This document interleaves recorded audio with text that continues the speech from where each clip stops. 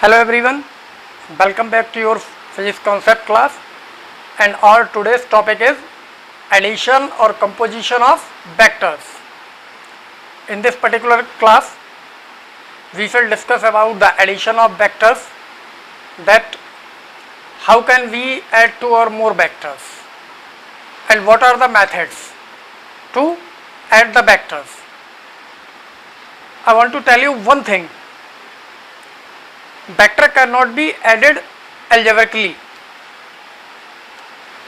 they can be added geometrically. Okay, so let's we start our class. तो आज का topic क्या है? टॉपिक है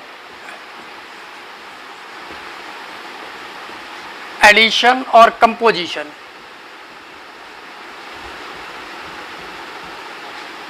ऑफ वेक्टर्स. ओके, और वेक्टर्स को जोड़ने के, ऐड करने के कितने तरीके हैं ये भी हम आज की क्लास में पढ़ेंगे. तो व्हाट आर द मेथड्स, कितने मेथड्स हैं? Methods of addition of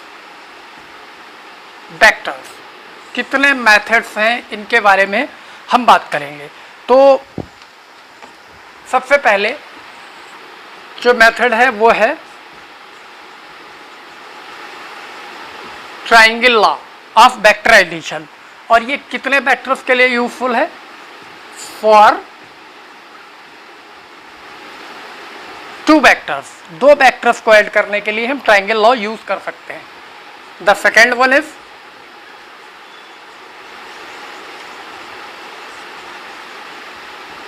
parallelogram law of vector addition.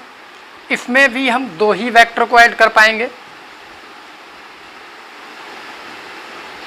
Okay, और थर्ड वन जो हमारे पास में है ये है पॉलीगन लॉ. ठीक है, इसमें हम फॉर टू और मोर वेक्टर्स. ओके, तो हमारे पास में थ्री मेथड्स हैं. कौन कौन से? Triangle law, parallelogram law and polygon law of vector addition. पहले दो मेथड से हम सिर्फ दो वेक्टर्स का वेक्टर एडिशन रिजल्टेंट फाइंड कर सकते हैं. थर्ड वन से हम दो से ज़्यादा का भी फाइंड आउट कर सकते हैं. आज की क्लास में हम इन्हीं थ्री मेथड्स को वन बाय वन डिस्कस करेंगे कौन कौन से मेथड है. तो सबसे पहले हम बात करेंगे ट्रायंगल लॉ की. ये तो थ्री मेथड्स मैंने लिखे हैं. सबसे पहले हम बात करेंगे ट्रायंगल लॉ की.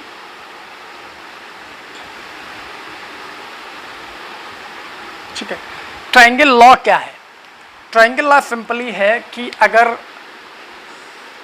एक वेक्टर ये गिवन है हमें ए और दूसरा वेक्टर गिवन है ये v. ओके, इनका हम रिजल्टेंट फाइंड आउट करना चाहते हैं. मीन्स इनके एडिशन, ऐड करने के बाद में जो रिजल्ट आएगा वो क्या आएगा. तो लॉ क्या है? लॉ ये है, if two vectors are represented by the two sides of a triangle, then their resultant is given by the closing side of that triangle in the opposite order. अब इसका मतलब मैं समझा देता हूँ आपको. वेक्टर A है और वेक्टर V है, ये इस तरीके से ज्वाइन किए गए कि एक ओपन ट्रायंगल फॉर्म कर रहे हैं. देखना, ट्रायंगल में तीन साइड होती हैं, इसमें से दो हैं, एक साइड और होती तो ये ट्रायंगल हो जाता. तो इसको हमने एक ऑर्डर में मैनेज किया है. मीन्स ये एंटी क्लॉक वाइज, इधर से इधर और इधर से इधर, एरो से नेक्स्ट वेक्टर की टेल कनेक्ट है. तो अगर हम इसको क्लोज करें, मीन्स इस साइड को ड्रॉ करें जो क्लोजिंग साइड होगी, तब ये ट्रायंगल कंप्लीट होगा.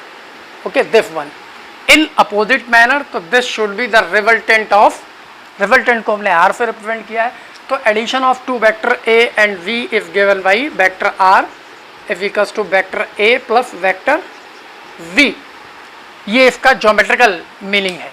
अब देख सकते हैं आप, वेक्टर ए इधर है, वेक्टर वी इधर है, ये किधर मूव कर रहे हैं? Anti clock wise. और हमने जो क्लोजिंग साइड बनाई है उसका ऑर्डर क्या है? Clock wise. इसका एरो हेड किधर है? इधर है, इधर से इधर. तो इस तरीके से ये ट्रायंगल लॉ है. तो we can add two vectors. ठीक है, by the triangle law, if the two vectors are represented by the two sides of a triangle in a certain order, then the closing side of this triangle in the opposite order gives the resultant of the two vectors. Okay, अब हम इसके लिए formula, ये तो directly graphical representation है. जैसे for example आपको displacement given था 10 मीटर अलोंग ईस्ट, फिर 5 metre along 45 degree from the east direction. तो आपको क्या करना है, साइन कन्वेक्शन के अकॉर्डिंग ये आपका ईस्ट है, ये नॉर्थ वेस्ट है, ये नॉर्थ है, ये साउथ है. तो फर्स्ट 10 मीटर गिवन है, आपको स्केल लेना होगा. 1 centimetre equals to 1 metre. 10 centimetre long एक वेक्टर ड्रॉ करना होगा ईस्ट डायरेक्शन में, जिसको आप पहले डिस्प्लेसमेंट को ए से रिप्रेजेंट कर सकते हैं. अब ये कह रहे हैं दूसरा 5 मीटर है, तो स्केल में आपका 1 centimetre equals to 5 centimetre long एक और आपको ड्रॉ करना है. किधर?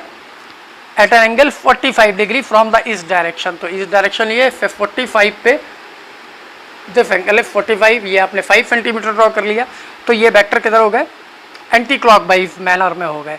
और ये दो वेक्टर्स हो गए, एक ए हो गया, एक वी हो गया. और आप इस साइड को ड्रॉ करें, क्लोजिंग साइड ऑफ ट्राइंगल. ये साइड हमने ड्रॉ कर दी, तो ये क्या प्रोवाइड करेगा? आर प्रोवाइड करेगा in both magnitude and direction. मतलब वेक्टर, इन दो वेक्टर्स के रिजल्टेंट का डायरेक्शन भी वही होगा जो आर का होगा, और मेजरमेंट भी वही होगा, मैग्नीट्यूड भी वही होगा जो आर का होगा. तो मीन्स ये है कि ये 10 था, ये 5 था, इन दोनों को कनेक्ट करके अगर हम इस आर को मेजर करें, ये जितना भी आएगा मेजरमेंट में, जैसे फॉर एग्जांपल ये 15 सेंटीमीटर आ जाए, तो आपने स्केल लिया है 1 सेंटीमीटर इक्वल्स टू 1 मीटर. तो 15 सेंटीमीटर का मीन्स या 15 मीटर हो गया. तो 15 मीटर डिस्प्लेसमेंट होगा रिजल्टेंट का. और एंगल, ये एंगल आपको कैलकुलेट करना होगा कि आर किसी एक वेक्टर से, या तो ए से या बी से कितना एंगल फॉर्म कर रहा है, वही इसका डायरेक्शन होगा. तो आप बताएंगे the resultant displacement is 15 metre at a direction. ये अगर 60 डिग्री आया, 45 आया या 30 आया, तो उतना ही आप लिखेंगे 60 degree from the initial direction और फ्रॉम द ईस्ट. तो ये तो हुआ डायरेक्टली ग्राफिकल रिप्रेजेंटेशन. लेकिन हम बाई मैग्नीट्यूड वाइज फॉर्मूले से भी इसको फाइंड आउट कर सकते हैं. वो कैसे, वो बताता हूँ मैं. ठीक है, तो ट्राइंगल लॉ हम यूज करने जा रहे हैं. और ट्राइंगल लॉ को यूज करने के लिए आप देख सकते हैं, let A and B are two vectors. इसको सॉरी मैं वेक्टर चेंज कर देता हूँ. सपोज कर लेता हूँ जो फर्स्ट वेक्टर है वो हमारा पी है, एंड अदर वेक्टर हमारा क्यू है, सॉरी क्यू है. और हमने इसको रिप्रेजेंट किया है ओ ए पहला वेक्टर, और ये सी. तो लॉ के अकॉर्डिंग क्या हो गया? आर रिजल्टेंट हो गया. हम इसको ड्राइव करेंगे. तो ड्राइव करने के लिए हमें क्या करना पड़ेगा, यहाँ देखते हैं. Advance this side and draw a perpendicular from the point B. ये मैं पहले रब करता हूँ, इसको यहाँ नोटिस कर देता हूँ. क्यू ये है, ठीक है. दिस यहाँ पे परपेंडिकुलर ड्रॉ कर लिया है और इसको एन सपोज कर लिया है. If the angle between the vectors, A का डायरेक्शन ये और वी का ये, इनके बीच का एंगल थीटा है, और angle of the resultant with any one vector, ये बीटा सपोज कर लिया है हमने. ठीक है, तो ट्राइंगल लॉ को का फॉर्मूला फाइंड आउट करने हम जा रहे हैं. तो let two vectors P and Q are represented by the two sides of a triangle that is O A and O B. then their resultant is given by the closing side of triangle OV, okay, in the opposite manner or the opposite order. ठीक है, तो अब हम इसको drive करते हैं, देखते हैं. तो क्या नोटेशन आपने लिया? Advance the side OA up to the N and draw a perpendicular from the point B on OA, that is VN. ये हो गया. अब हम यहाँ पे बहुत सिंपल तरीके से इसको यूटिलाइज कर लेंगे, देखते हैं. इन ट्राइंगल ANV, पहले देखिए हमने साइन थीटा फाइंड करना है इस ट्राइंगल में ANV. ओके, तो यहाँ देखते हैं क्या मिलता है. AN is perpendicular, sine theta is equals to perpendicular upon hypotenuse. तो sorry BN is perpendicular, BN and hypotenuse is AB. Okay, so BN equals to AB sin theta and AB is this Q. So this is Q sin theta. Again in the same triangle, again in triangle ANV.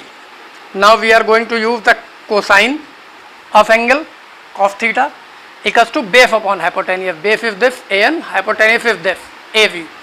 That is an upon av. By cross multiplying we can find the an. An equals to ab cos theta, or ab means q, that is q cos theta. This is relation 1 and this is relation 2. अब आपको पता क्या है, law के according आपको पता ही है ये आर रिजल्टेंट प्रोवाइड करेगा, तो रिजल्टेंट आपको फाइंड आउट करना है. तो यहाँ देखिए, now O N B is a right triangle, और right triangle O N B इस राइट ट्राइंगल का ये आर क्या है, ओ बी हाइपोटेन्यूस. तो simply hypotenuse by the Pythagoras theorem, hypotenuse square is equal to base square plus perpendicular square, इसी को हम यहाँ यूज करेंगे. So in triangle O N B, okay, O N B में क्या होगा आपका, O B square equals to O N square plus V N square. Okay, इसी को हम यूटिलाइज कर लेते हैं. ओ एन का मीनिंग आपको, ओ बी का मीन्स आपको पता है, डायग्राम में दिख रहा है क्या है, आर है. तो you can write here R square is equals to, जो आपने ओ एन लिखा है उसको हम कैसे लिख सकते हैं, O A plus A N whole of square plus B N square. Okay, O A plus A N, ये ओ एन के इक्वल है. इसको अगर हम होल स्क्वायर को ओपन करें तो क्या होगा, O A square plus A N square plus 2 O A N cos, sorry 2 O A N plus V N square. A plus V के होल ऑफ स्क्वायर से इसको ओपन कर दीजिए, A square plus B square plus 2ab. अब यहाँ सारी values आपके पास में है, सारी वैल्यू पुट कर दीजिए. ओ ए आपको पता है कितना है, p है. ए बी आपको पता है, ए एन और बी एन हमने फाइंड आउट कर लिए हैं. तो ओ एन का मीन्स हो गया पी स्क्वायर. ए एन आपने फाइंड आउट कर रखा है, A N equals to Q cos theta, that is Q square cos square theta plus 2 O A N. ठीक है, A N equals to Q cos theta है और O A equals to P है. तो ये क्या होगा, 2 P Q cos theta plus V N square, B N from relation 1, B N is Q sine theta, that is Q square sine square theta. Now we can write P square plus 2 P Q cos theta. इस step को मैंने second ले लिया है क्योंकि ये दो term आप देख रहे हैं ना, दोनों में क्यू स्क्वायर है, कॉमन मिल जाएगा. Plus now the Q square is taken common, cos square theta plus sine square theta. We already know that the term cos square theta plus sine square theta is equals to 1. तो ये value जैसे ही 1 होगी तो ये term हमारे पास में आ गया है, R square equals to P square plus 2 P Q cos theta plus q square. Okay, now we can find the r equals to under root p square plus q square plus 2pq cos theta. This is the resultant. तो magnitude अगर आप find करना चाहें और आपको दो vector अगर पता है तो उनका रिजल्टेंट इसके अकॉर्डिंग हो जाएगा, P square plus Q square plus 2pq cos theta if P Q R the given vectors. अब आप ये एंगल भी फाइंड आउट करना चाहते हैं, ठीक है, तो यहाँ पे मैं लिखता हूँ if resultant R makes an angle beta with vector P, किसी एक के साथ आपको नोटिस करना होता है. तो आपको क्या, डायरेक्शन निकालने के लिए आप टेंजेंट का यूज़ करते हैं, टेन मीन्स. तो आप यहाँ पे इजली नोट डाउन कर सकते हैं, tan beta is equals to in the same triangle O N V, in triangle ONV, tan beta is equals to perpendicular upon base, perpendicular is VN, base is ON.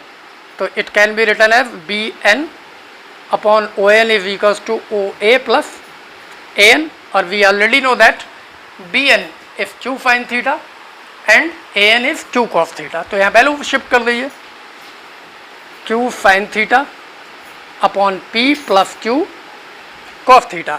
For tan beta is equals to Q sin theta divided by P plus Q cos theta. Okay, तो this is the direction. तो this is the triangle law.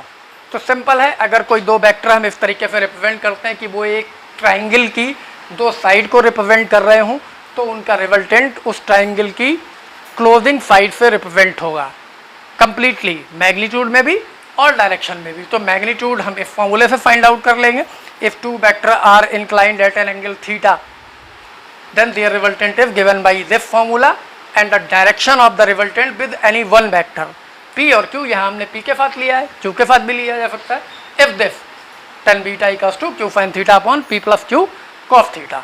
तो finally अगर आप इसको only theta की value लिखेंगे तो beta equals to tan inverse Q sin theta divided by P plus Q cos theta. This is the formula. So this is the triangle law. So this was the first method. You can note down this method by pausing the screen or by playing the video again and again if you want. Now we are moving towards our next method, that is the parallelogram law of vector addition. Okay.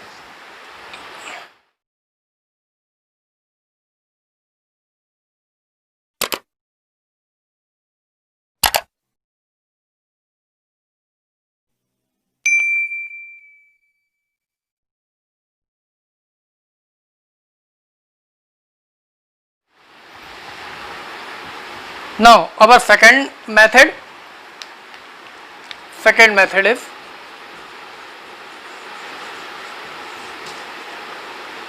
Parallelogram law. तो name से ही आपको clear हो गया होगा, जैसे वो triangle law था उसमें हमने ट्राइंगल को यूज किया, तो यहाँ पैरेललोग्राम लॉ है तो पैरेललोग्राम यूज करेंगे. तो क्या है ये लॉ देखते हैं. If we have two vectors first type, ये इस तरीके से हैं. अब P वेक्टर को हमने, चलिए वेक्टर में चेंज कर देता हूँ. नाउ दिस टाइम इसको A वेक्टर सपोज कर लेता हूँ इस साइड को, और इस साइड को B सपोज कर लेता हूँ. दो वेक्टर इस तरीके से गिवन है, ठीक है, और इनका पॉइंट ऑफ एक्शन एक है जिसको हम O सपोज कर लेते हैं. तो ये पैरेललोग्राम एक्चुअल में है नहीं, हमें इसको पैरेललोग्राम बनाना है लॉ को अप्लाई करने के लिए. पैरेललोग्राम लॉ क्या है, पहले मैं आपको डेफिनेशन बोलता हूँ. If two vectors are represented by the adjacent sides, adjacent का मतलब देख रहे हैं ना, joining side of a parallelogram, then their resultant is completely in magnitude and direction if represented by the diagonal of that parallelogram. Simple सा मतलब है, अगर किसी पैरेललोग्राम की दो एडजेसेंट साइड्स दो वेक्टर को रिप्रेजेंट कर रही हैं तो उनका रिजल्टेंट उस पैरेललोग्राम के डायगोनल से रिप्रेजेंट होगा. This is the law. Okay, so अब हम क्या करते हैं, इसको पैरेललोग्राम फॉर्म करना पड़ेगा. तो draw parallel side of this and parallel side of this. Now this become a parallelogram. इसको कोई नेम भी दे देते हैं, O P, इसको Q कर देते हैं, और इसको R, सॉरी R तो नहीं लिख सकते क्योंकि R तो रिजल्टेंट होगा, S कर देते हैं. Now this is the diagonal.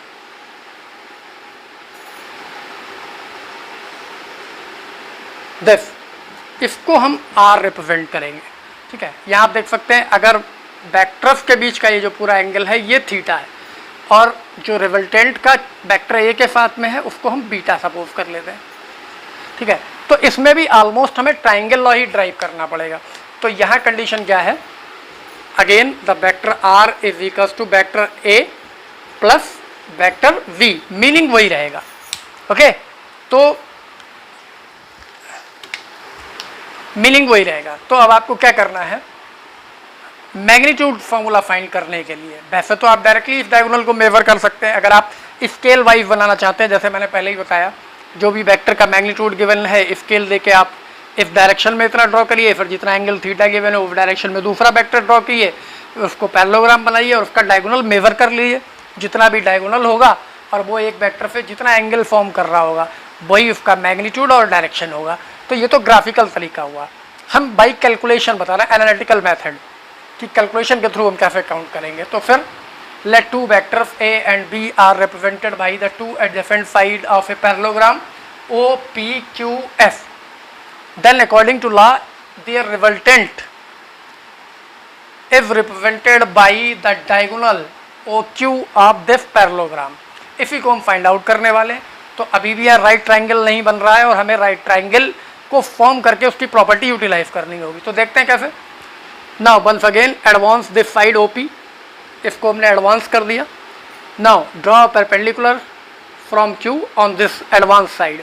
अगर ये पॉइंट सपोज करिए D मिल गया है, ठीक है, तो ये फिर से वैसा ही एक ट्राइंगल बन गया है और ये जो एंगल है ये इस वाले वेक्टर का डायरेक्शन है, वो उस वाले का डायरेक्शन है, तो ये एंगल भी थीटा होगा। तो फिर से हम देखते हैं इन ट्राइंगल कौन सा PDQ, आप सीधे सीधे यूज कर सकते हैं sine theta equals to perpendicular upon hypotenuse, this one is perpendicular and this one is hypotenuse. ये साइड B है तो ये भी साइड B होगी, पैरेललोग्राम के अकॉर्डिंग ये A है तो ये वाली साइड A होगी। तो मैं यहाँ पे भी लिख देता हूँ ये B है, ठीक है। इसका मैग्नीट्यूड यूटिलाइज कर, तो sine theta equals to QD is perpendicular, hypotenuse is PQ, okay. QD आपको फाइंड आउट करना है, तो QD की वैल्यू PQ साइन थीटा और PQ कितना है V, तो this is V sine theta. Again इसी ट्राइंगल को दोबारा यूज करें तो कॉस थीटा, ये क्या होता है base upon hypotenuse, base is PD, hypotenuse is PQ, तो PD अपॉन PQ। अब हमें PD फाइंड आउट करना है, तो PD is equals to PQ cos theta, PQ is again B cos theta. तो पहले की तरह दो रिलेशन हमारे पास में फिर आ गए हैं, QD और PD की वैल्यू आ गई है। अब राइट ट्राइंगल यूज करना है आपको, ये तो पता ही है डायगोनल जो है वही रिजल्टेंट है। तो in right triangle ODQ, OQ square hypotenuse square है equals to OD square plus QD square. OD को आप क्या लिख सकते हैं, OD equals to OP plus PD, OP plus PD इसका whole square plus QD square. और इसको ओपन अगर आप करेंगे, ठीक है, तो यहाँ मिलेगा हमें OP square plus PD square plus 2OP PD now plus QD square. So putting the value of all terms OP PD to OP PD and QD. So OP from this diagram, OP is equals to A, this is A square plus PD, PD is this, and here from the relation second it is equals to B cos theta. So it is V square cos square theta plus 2 OP and PD. OP is A and PD is this B cos theta. So this is 2A V cos theta plus QD. QD is B sin theta, that is B square sin square theta. So you know that this OQ square is equals to R square. Okay. So this is R square equals to A square. You can see here B square cos square theta and B square sine square theta, ये दो term है। इनमें से हम B square अगर common ले लें तो ब्रैकेट में हमें क्या मिलेगा, cos square theta plus sine square theta.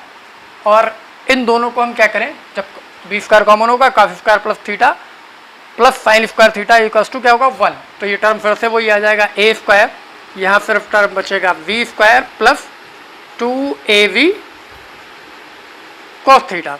तो again the R is equals to same A square plus B square plus 2AB cos theta. Triangle law में हमने वेक्टर्स को P एंड Q लिया था तो फॉर्मूला आया था P square plus Q square plus 2PQ cos theta. यहाँ हमने वेक्टर्स को A एंड B लिया है तो सेम ही फॉर्मूला है A square plus B square plus 2AB cos theta. Okay, अगर आपको डायरेक्शन भी चाहिए, मीन्स ये एंगल की बात कर रहे हैं, दिस एंगल बीटा, तो again and triangle ODQ tan beta, अगर आपको डायरेक्शन भी चाहिए, ये आपको डायग्राम में ही दिख रहा है, the are is a resultant makes an angle beta with the first vector A। तो इसी डायरेक्शन को हम फाइंड आउट कर रहे हैं। तो tan बीटा तो क्या होगा, perpendicular upon base, perpendicular is QD and base is OD। इसको अगर आप लिखेंगे तो QD और OD दो साइड का सम है, OP plus PD, OP plus PD, और इनको भी अगर आप ऐड कर दिए तो QD की ये value V sin theta, OP की वैल्यू है A और PD की वैल्यू है B cos theta. So final formula of tan beta is tan beta equals to B sin theta upon A plus V cos theta. Again हम beta को find out कर सकते हैं by writing the beta equals to tan inverse B sin theta divided by A plus V cos theta. तो ये same ही है जैसे कि ट्राइंगल लॉ में आया था, वही रिजल्ट ऑलमोस्ट यही आए हैं। इसमें कुछ कंडीशंस हैं, जैसे कि मैं अगर यहाँ पे बात करूँ के first if theta equals to 0 degree, अगर दोनों वेक्टर्स के बीच में एंगल 0 डिग्री हो, 0 डिग्री हो मीन्स एक ही डायरेक्शन में होंगे ये, तो अगर इसी लॉ को आप यूटिलाइज करेंगे तो क्या मिलेगा, यहाँ फॉर्मूले में है A square plus B square plus 2AB cos theta, और cos 0 क्या होता है 1, तो आपको R कैसे मिलेगा, under root A square plus B square plus 2AB, cos 0 तो 1 हो जाएगा, इट मीन्स ये A प्लस V का होल हाफ स्क्वायर होगा, स्क्वायर रूट से बाहर ले आएंगे तो A प्लस V हो जाएगा। तो the resultant of two vector is maximum when they are along the same direction, ये मैक्सिमम की कंडीशन है।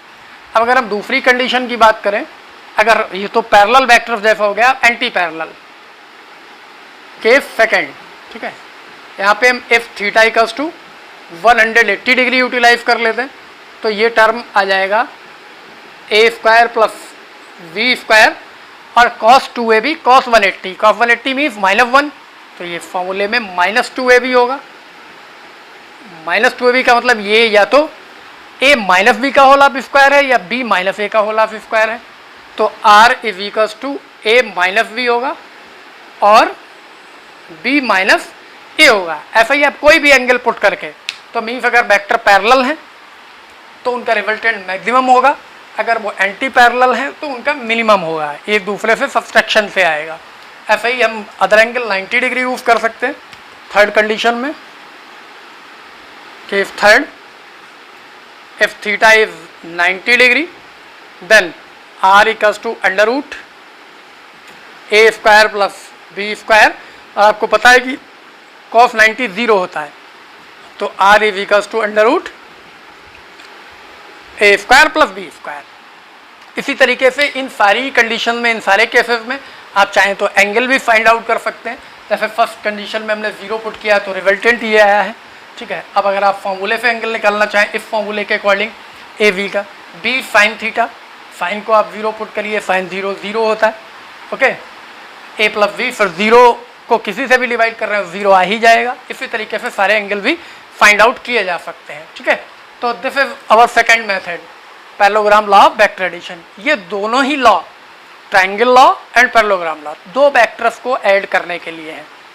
अब if we want to add more than 2 vector then what should we do, तो हमें करना क्या होगा, तो हमें पॉलीगन लॉ यूज करना पड़ेगा, which is the third law. तो अब हम उसी की तरफ चलते हैं, इसको आप स्क्रीन पॉज करके नोट डाउन कर सकते हैं चाहे तो।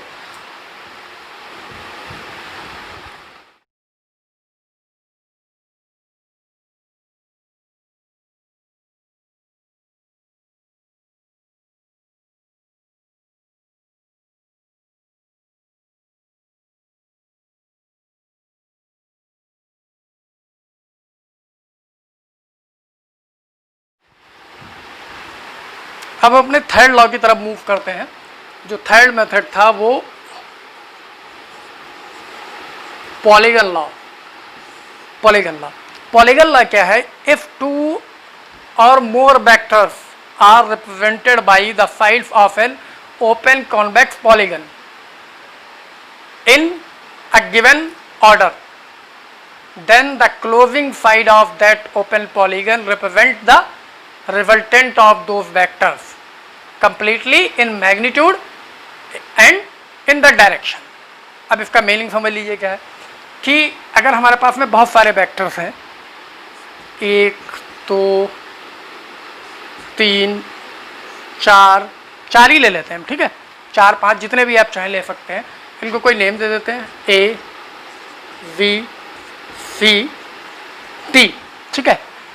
पॉलीगन लॉ की बात हो रही है। तो अगर ये इस तरीके से रिप्रेजेंट किए गए, ए को इस डायरेक्शन में हमने लिखा है, बी को ऐसे बनाया है, सी ऐसे ऐड है, डी ऐसे ऐड है, ठीक है।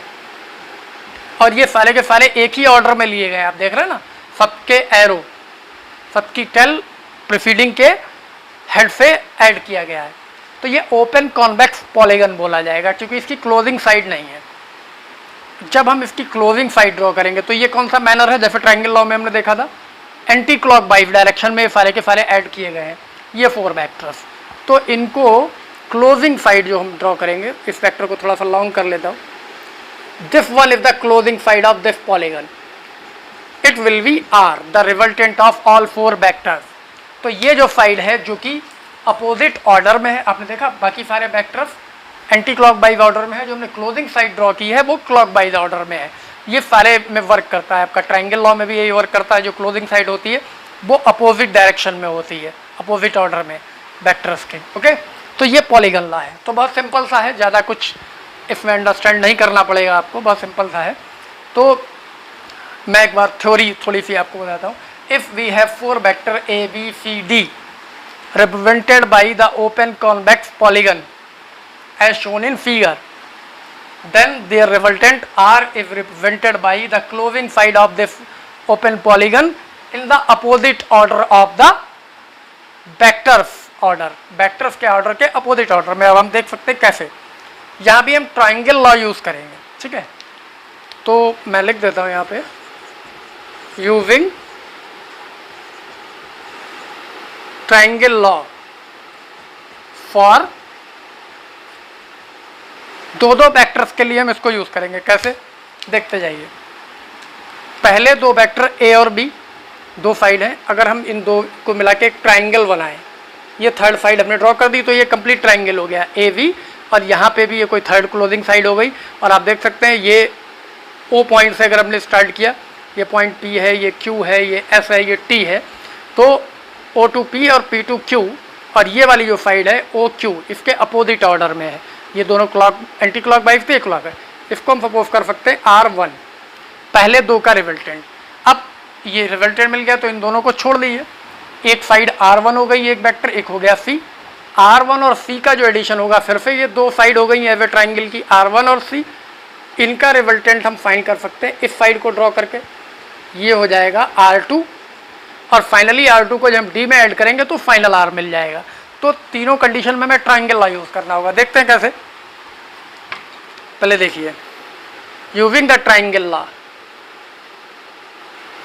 फॉर ओ पी क्यू, अगर हम इसके लिए यूज कर रहे हैं, ये होगा R1, और R1 होगा vector A plus vector V, ठीक है। अब नेक्स्ट की बात करते हैं इन ट्राइंगल। अब कोई बड़ा ट्राइंगल, पहले ये 2 ट्राइंगल लिया ओ पी क्यू, अब ट्राइंगल लेते हैं ओ क्यू एस, ठीक है, ओ क्यू एस। यहाँ पे भी for triangle O P Q था, ये ट्राइंगल ओ क्यू एस है। ओ क्यू एस में आप देख सकते हैं ओ क्यू एस, एक साइड R1 है और एक साइड C है, इन दोनों का रिजल्टेंट R2 होना चाहिए।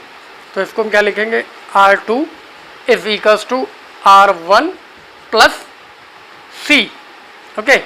R1 की वैल्यू हम यहाँ से पुट कर दें अगर A प्लस V, तो ये कितना हो गया, R1 के प्लेस पे A plus V plus C। Now in triangle, अब नेक्स्ट ट्राइंगल यूज करते हैं O S T, in triangle O S T. O S T में देखिए ओ एस टी 2 साइड्स हो गई, एक ये R2, एक ये एस टी। तो इसमें जब हम यूज करेंगे तो फाइनल रिजल्ट है R, जो क्लोजिंग साइड है, और इसका मीन्स है R2 प्लस D। R2 को अगर हम रिप्लेस करें तो यह है R1 plus C plus D, और R1 को भी अगर हम रिप्लेस कर दें तो यह है R1 equals to A plus V, A plus V plus C already है यहाँ पे, और D ऑलरेडी है। तो r equals to a plus b plus c plus d. So you can see here the resultant of all four vectors if represented by the closing side of this polygon, वो t से represent हो रहा है ये. तो यहाँ simple सा meaning है, अगर हम इसको साइड वाइज लिखें तो मीनिंग ये हुआ हमारे पास में O T is equals to vector O P plus P Q, okay, plus Q S plus S T, okay. तो ये फोर वेक्टर्स थे हमारे पास में. तो this is the polygon law of vector addition. एक चीज मैं आपको और बता देता हूँ, if we want to subtract a vector from the other vector, subtraction of vector की अगर हम बात करें, सॉरी सब्सट्रैक्शन ऑफ वेक्टर की अगर हम बात करें, आप ऐसे ही इजीली समझ सकते हैं. जब हम ऐड करते हैं दो वेक्टर को, ये होता है a प्लस वी, ओके. तो जैसे कि एक वेक्टर आपने ये ड्रॉ कर रखा है a, और एक वेक्टर ये ड्रॉ कर रखा है, ठीक है. तो सब्सट्रैक्शन का मीनिंग क्या है? Subtraction of a vector from other vector is have the same meaning as the addition of a vector by the other vector by reversing its direction. मतलब a को b में जैसे हम ऐड करते हैं और a से b को हमें सब्सट्रैक्ट करना है, तो a में से b को सब्सट्रैक्ट करने का मतलब वही है कि हम वेक्टर a में वेक्टर b के डायरेक्शन को रिवर्स करके उसमें ऐड कर दें. जैसे ये देख रहे हैं ना आप, a प्लस वी है और हमें सपोज करिए a माइनस वी चाहिए, तो ये डायरेक्शन ये है का, इसके रिवर्स डायरेक्शन में आ जाइए, उतना ही बड़ा वेक्टर रिवर्स डायरेक्शन में बना लीजिए. ये किसको रिप्रेजेंट करेगा? माइनस वी को रिप्रेजेंट करेगा. तो आप यहाँ क्या लिखेंगे? वेक्टर r, वेक्टर a, और इसमें जो आप एक्चुअल में आप ऐड ही कर रहे हैं, लेकिन किसको? माइनस वी को, by reversing the direction of b. b के डायरेक्शन को रिवर्स करके आपने ऐड कर दिया. तो ये फाइनली क्या हो जाएगा? Vector a minus V, a minus V आ गया. तो हमने b को a में से सब्सट्रैक्ट कर लिया है. ऐसे ही हम a को b में से सब्सट्रैक्ट कर सकते हैं. जिसको सब्सट्रैक्ट करना होता है उसका डायरेक्शन रिवर्स करना पड़ता है. जैसे कि ये v का हमने रिवर्स किया क्योंकि हमें b को सब्सट्रैक्ट करना था. अगर हम a को सब्सट्रैक्ट करना होता तो हम a का डायरेक्शन रिवर्स करते इस तरीके से. ये a है और ये v है, ठीक है. तो हम b का a को डायरेक्शन रिवर्स करेंगे तो ये इधर है, इधर आ जाएगा. तो r is equals to generally हमें क्या लिखना पड़ेगा? v plus minus a, that is vector v minus a. This is the subtraction of vector. So I hope you understand better now how many types we can add the vectors, two vectors or more than two vectors, and how can we subtract one vector from the other. So that's all for today. Now we will meet in our next class. Till then, goodbye.